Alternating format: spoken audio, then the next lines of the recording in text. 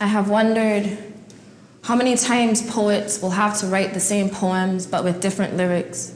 How many times small island developing states will broach the same topics in discussions about the global climate crisis, and it's true that it took me a while to see.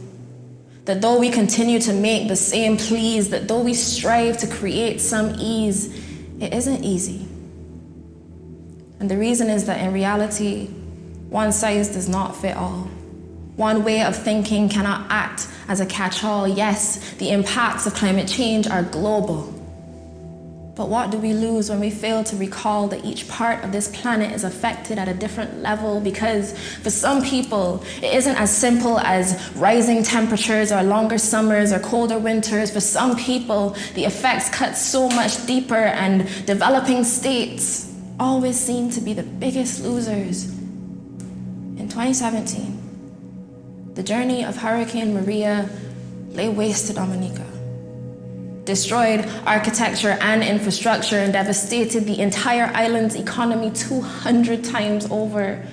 Yet in the aftermath of a storm in Germany, the time it takes both countries to recover is like comparing an ocean to a drop of water. So if the picture we see painted is that developing states are disproportionately more prone to disasters, and it doesn't make sense to search for solutions by dipping the brush into the same colors. The canvas is much more complex than the rest of the world gives it credit for. Even within the palettes of each place, there are several shades to account for. Society isn't monotone, isn't a monolith.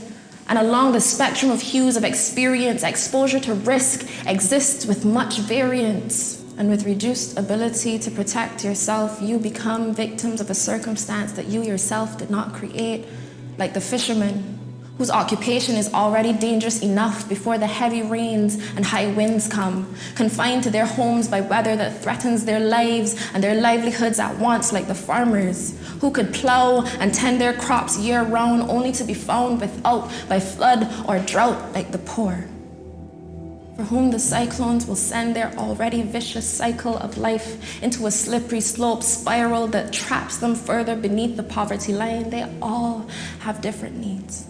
The nuance in their experience means that their vulnerability vastly varies, means that they don't all fit perfectly into the molds we have seen. We are staring down the difference between equality and equity.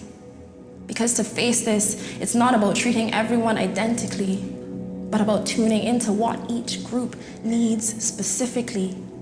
Inclusivity is about understanding the idiosyncrasies. It's about sensitivity to the specific conditions that create each vulnerability.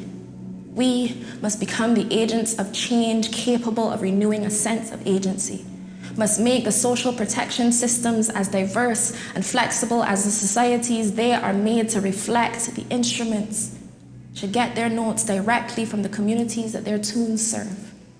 This is how we ensure an ability to endure. Where disasters close doors, we must be there to reassure by opening windows of opportunity.